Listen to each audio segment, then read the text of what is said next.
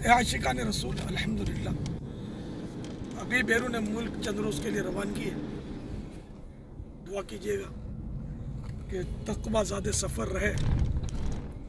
मौत का सफ़र भी याद आ रहा है कि जैसे दुनिया से सफ़र में यह आदाब भी है कि दुनिया से सफ़र करने को याद करें। एक वक्त दुनिया से भी सफ़र हो ही जाना है। अल्लाह पाक ईमान सलामत रखे, आफ़ियत नसीब करे, हर पल आफ़ियत नसीब हो, हर उज़्व का कुफ़्ल मदीना नसीब हो, ज़बान और आँखों की हिफाजत की भी नियत करता हूँ, अल्लाह नसीब करे मुझे।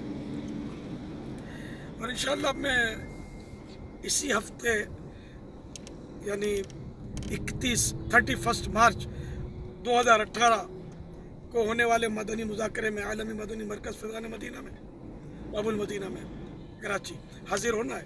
और 1 अप्रैल को इसी तरह आलमी मदनी मरकज़ फैज़ान मदीना में इमाम सैयदना इमाम जाफ़र सादिक़ अलैहि रहमतुल्लाह राज़िक़ का उर्स मुबारक है।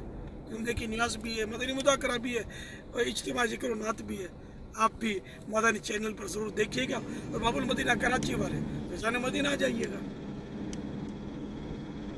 फ़ी अमानिल्लाह, सल्लु अलल हबीब सल्लल्लाहु तआला अला मुहम्मद।